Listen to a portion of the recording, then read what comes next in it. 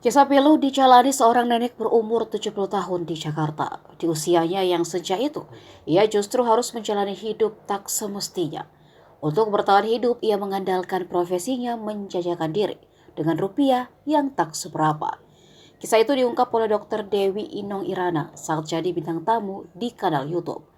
Dewi mengungkapkan ia pertama kali bertemu dengan lansia yang masih menjual diri itu di daerah Jakarta.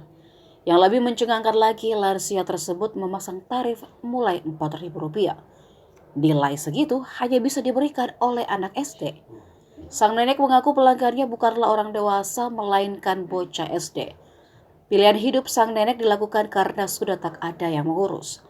Dokter Inung menjelaskan adanya sejumlah perilaku seks menyimpang dari masyarakat, mulai dari hubungan sejenis hingga nenek-nenek berusia 70 tahun menjajakan diri untuk anak-anak SD, menimbulkan sejumlah penyakit kelamin hingga degradasi moral anak muda di bawah umur. Faktor lingkungan dan pola pengasuhan kedua orang tua menjadi salah satu hal yang turut berperan dalam terjadinya kasus menyimpang tersebut.